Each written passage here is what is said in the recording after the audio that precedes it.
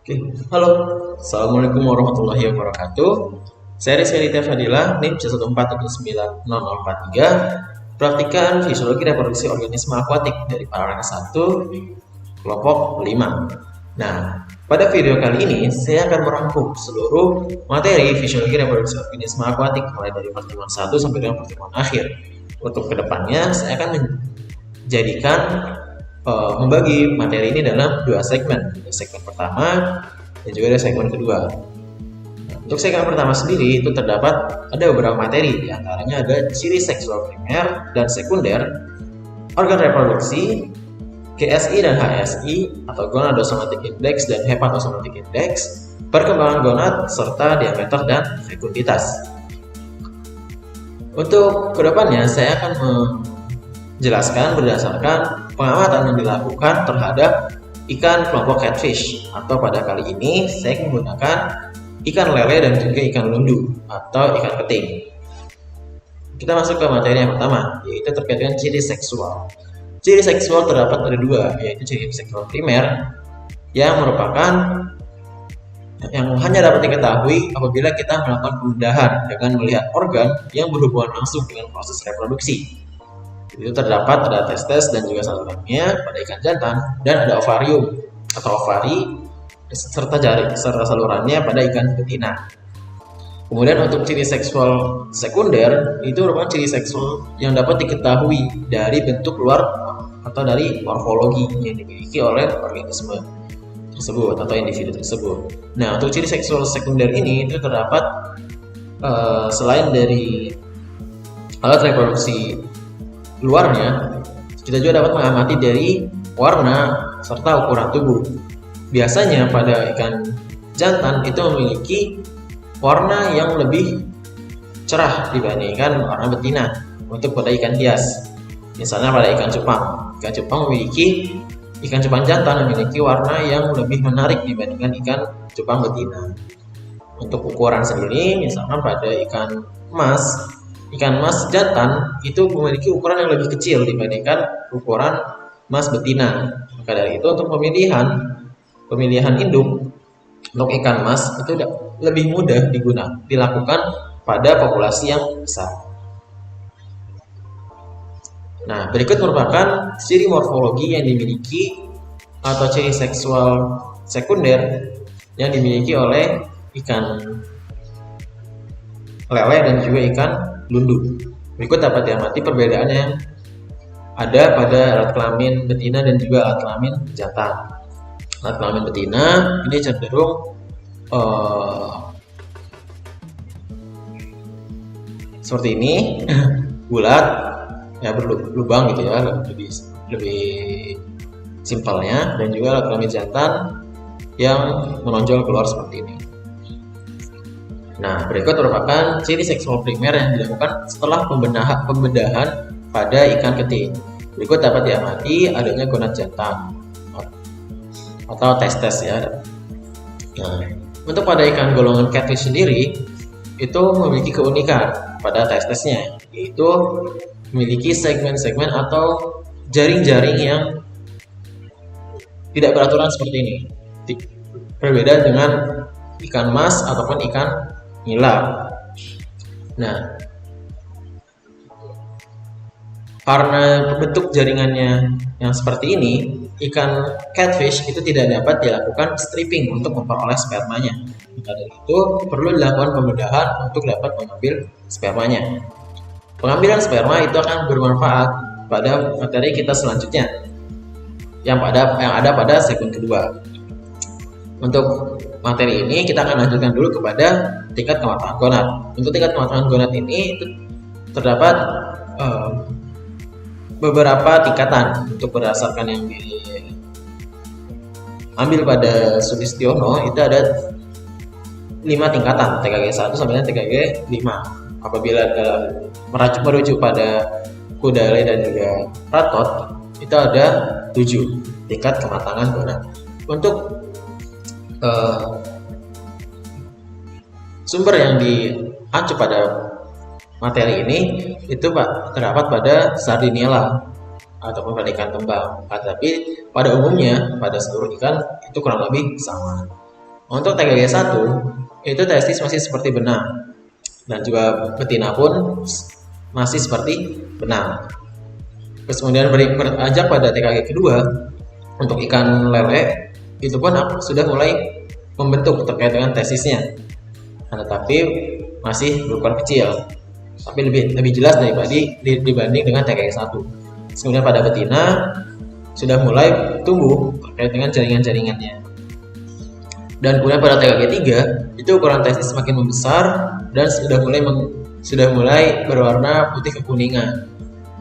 Dan pada betina itu sudah semakin besar juga terkait dengan ovariumnya, dan juga sudah mulai ada terkait dengan butiran-butiran telur di sana. Dan pada ikan lele sendiri atau pada ikan catfish pada umumnya itu tingkat TKG 3 biasanya memiliki warna yang kehijauan dibandingkan dengan ikan-ikan lainnya yang cenderung ada yang merah, ada yang ke oranye, dan juga ada yang ke kuning pucat. Untuk ikan lele sendiri itu biasanya pada tingkat kematangan zona 3 itu memiliki warna kehijauan. Dan untuk pada tingkat TKG 4 ini merupakan fase di mana sudah siap untuk siap untuk mature, sudah matang gitu ya. Untuk testis sendiri itu sudah menjadi putih, sudah kencang gitu ya. Dan juga untuk betina sendiri itu diameternya sudah semakin besar dan warnanya itu dari hijau sudah mulai menguning gitu. Dan pada TKG ketiga itu sudah mulai ada pengerutan, sudah ada mulai proses peluruhan menjadi dimanfaatkan kembali oleh ikan, dan nanti akan kembali lagi merematurasi lagi ke TKG 1 seperti itu. Nah, berikut merupakan gambaran pada ikan lele mutiara. Yang atas, yang gambar 1 ini merupakan ikan yang belum matang atau berada pada TKG 2 ataupun dan TKG 3 dapat diamati. Nah, pada umur awal produktif, yaitu pada umur 10 bulan, diameter oosit intraovarian ikan lele mutiara yang sudah siap dipijahkan itu berkisar antara 1,2 sampai dengan 1,5 mm. Itu berdasarkan Ismanto dan kawan-kawan pada tahun 2016.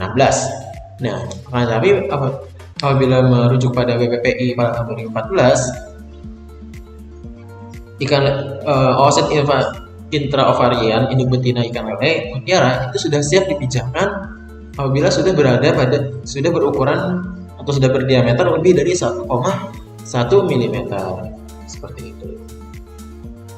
Jadi dapat disimpulkan bahwa diameter sel telur yang sudah siap untuk dipijahkan pada ikan lele itu adalah lebih dari 1,1 mm. Nah, untuk yang gambar kedua ini merupakan ikan lele yang sudah matang gonad atau sudah berada pada TKG ke-4. Nah, berikut dapat diamati untuk yang gambar A dan yang B ini. Untuk yang A ini, seperti yang sudah dijelaskan sebelumnya, yaitu pada tingkat kematangan gonad 3, yang mana belum siap untuk dipijahkan. Dan untuk yang B ini sudah kuning kecoklatan, yang mana sudah menandakan sudah siap untuk dipijahkan, berada pada tingkat kematangan gonad 4. Nah, untuk nilai fekunditas itu merupakan berapa banyak butir telur yang dapat diproduksi oleh induk. Untuk nilai fekunditas yang dimiliki oleh ikan lele mutiara itu merupakan ikan bisa dibilang relatif tinggi, karena berkisar di antara 72.700 sampai dengan 165.900 butir per kilogram bobot induk, dibandingkan dengan ikan lele bubo yang hanya berkisar antara 50.000 sampai dengan 100.000 butir kilogram per kilogram induk. Dan juga lele sangkuri yang justru lebih rendah lagi, yaitu 400.000 sampai dengan 60.000 butir per kilogram induk. Nah, untuk di Nigeria sendiri itu terdapat ikan lele juga yang dibudidayakan di sana, yaitu Garrieopinus, Cladas Garrieopinus, yang mana di sana pun hanya menghasilkan 46.000 sampai dengan 142.900 butir per kilogram induk. Dan ada pun yang lebih tinggi lagi itu dapat menghasilkan 68.000 sampai dengan 140.000 butir per kilogram induk. Nah, tapi dengan catatan di Nigeria pemberian pakannya itu diboost dengan menggunakan protein tingkat tinggi untuk bisa menghasilkan nilai fekunditas yang lebih tinggi juga. Jadi keuntungan yang dimiliki oleh ikan lele mutiara itu adalah memiliki nilai fekunditas yang lebih tinggi sehingga produksi benih itu akan lebih tinggi juga. Kemudian ada GSI dan juga HSI. Nilai GSI ini itu dapat diperoleh dengan mengukur bobot gonad dibagi dengan berat tubuh kemudian dikali dengan 100. Nah, nilai GSI ini akan semakin meningkat beriring dengan meningkatnya kematangan gonad sampai dengan terjadinya ovulasi. Nah, nilai GSI sendiri itu dapat mengidentifikasikan apakah ikan tersebut memiliki siklus pemijahan musiman atau sepanjang tahun. Untuk yang di bawah 20% itu sepanjang tahun untuk reproduksinya. Dan ketika di atas untuk organisme atau spesies yang berada di atas 20% itu merupakan spesies yang memiliki siklus reproduksi musiman. Nah, untuk nilai GSI yang dimiliki oleh ikan lele mutiara sendiri yang dilansir dari Iswanto dan kawan-kawan pada tahun 2016 itu berkisar antara 0,22% sampai dengan 101,47%, yang mana menandakan bahwasanya ikan lele mutiara itu dapat memproduksi atau dapat memijah sepanjang tahun. Kemudian ada nilai HSI yaitu Hepatosomatic Index. Nilai indeks ini menyatakan jumlah cadangan energi yang dimiliki individu. Nah, untuk pengukurannya sendiri itu dapat dilakukan dengan mengukur bobot hati dibagi dengan berat tubuh dikali 100. Nah, nilai HSI ini akan semakin menurun dengan semakin mematangnya gonad. Kenapa? Karena cadangan energi itu akan digunakan untuk proses pematangan gonad. Oke, selanjutnya kita akan memasuki kepada segmen yang kedua, yaitu induksi hormon, seks reversal, preservasi sperma, dan juga teknik bioassay. Nah, untuk mendukung keempat materi ini, kedepannya kita akan membutuhkan peralatan-peralatan berikut. Ada syring, gunting, atau alat bedah, ada tisu, dan juga ada sarung tangan latex. Yang pertama yaitulah induksi hormon. Induksi hormon ini dilakukan untuk mempercepat proses pematangan gonad dengan cara menjamin ketersediaan hormon steroid endogenus.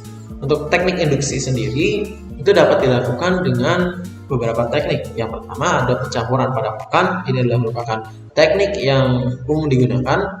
Terus kemudian ada penyuntikan pada bagian tubuh ikan dan juga ada perendaman.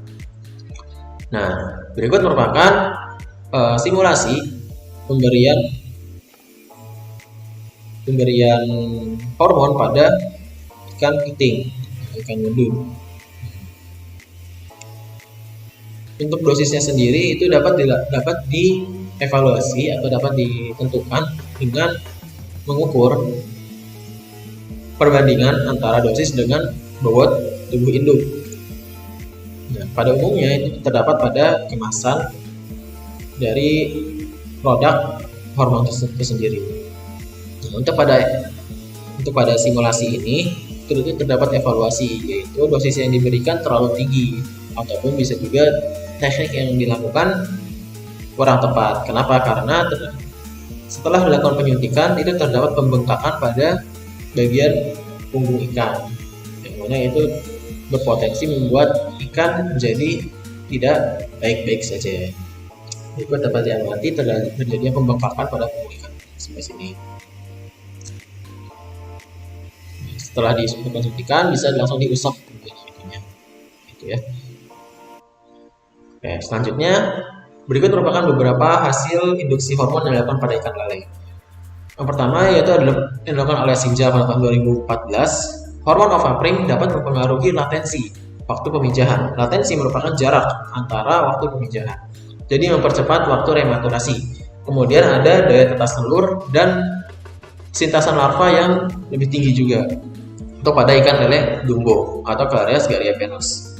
Dan untuk penggunaan ODEF dan juga kunyit melalui pakan dapat mempersingkat waktu rematurasi induk lele menjadi 4 minggu yang berlangsung di luar musim pemijahan. Itu dilakukan berdasarkan penelitian dilakukan oleh Sudrajat dan Rashid pada tahun 2020. Nah, selanjutnya ada materi terkait dengan seks reversal atau alih kelamin. Nah, alih kelamin sendiri itu dilakukan untuk menghasilkan atau menentukan mana nih jenis kelamin yang lebih potensial, terutama pada siklus budidaya. Nah, untuk teknik seks reversal sendiri itu terdapat 2 metode, ada maskulinisasi dan feminisasi. Maskulinisasi itu mengarahkan ikan menjadi jantan dan feminisasi itu mengarahkan ikan menjadi betina.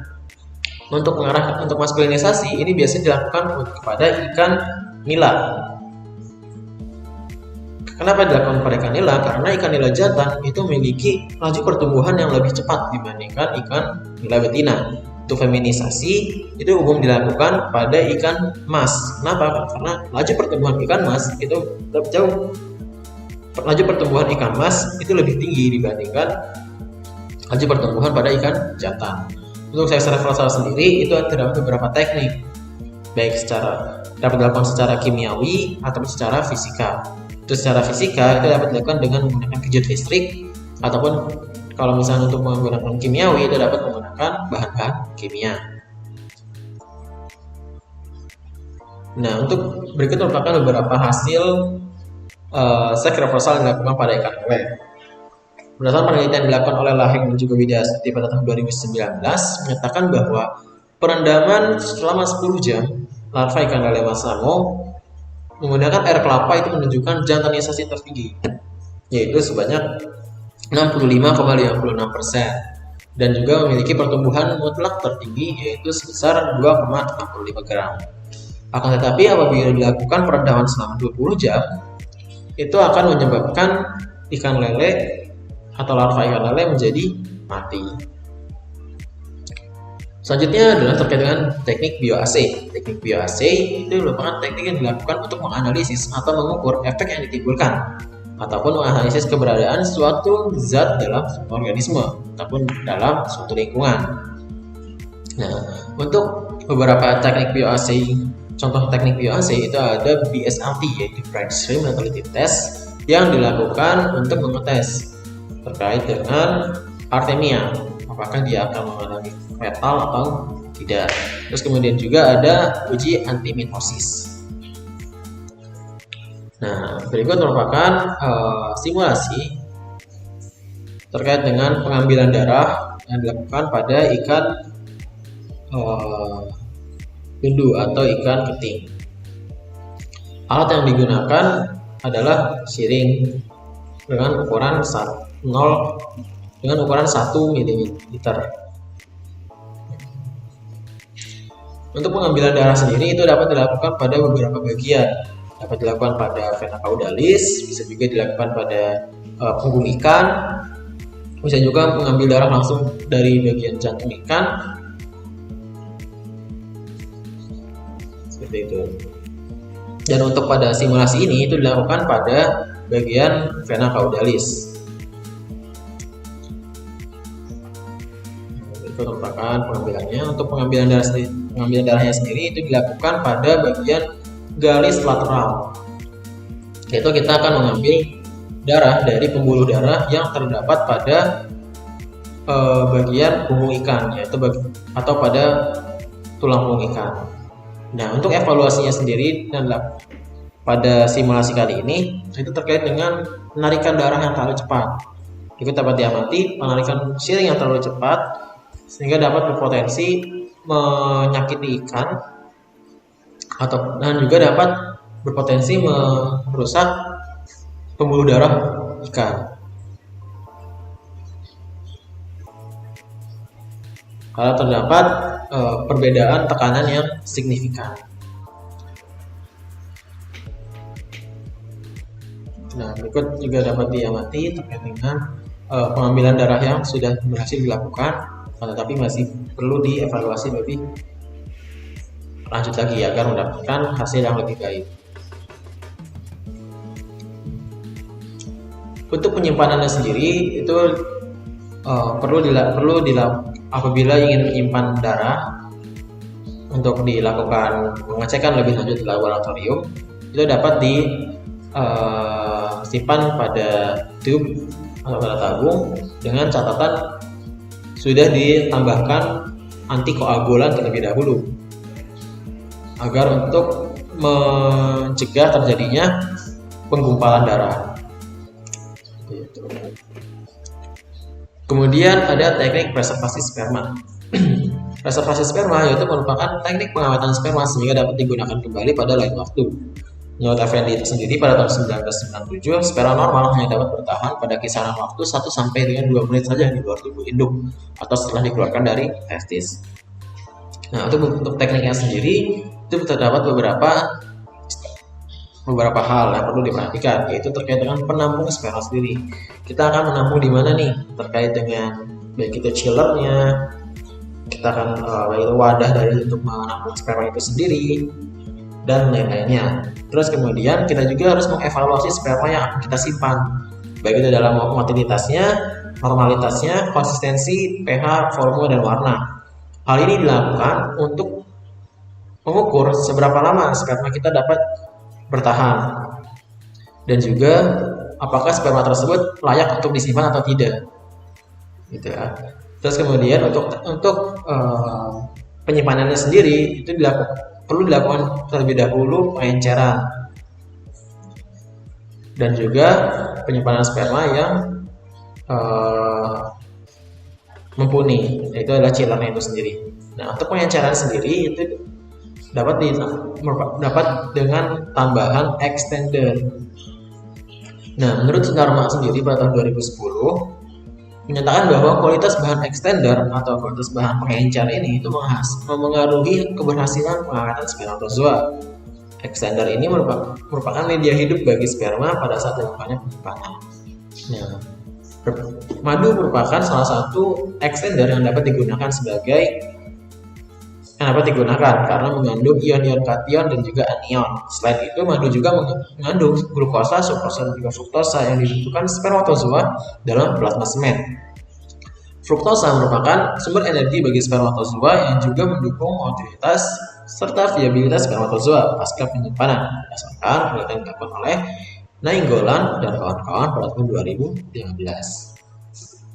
Nah, berikut merupakan hasil pembedahan yang dilakukan pada ikan mudu atau ikan keting yang merupakan dari kelompok catfish.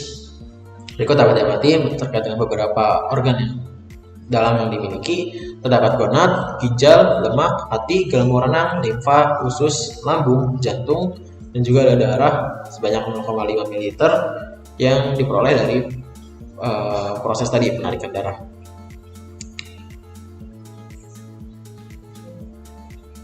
Berikut merupakan daftar pustaka yang saya gunakan.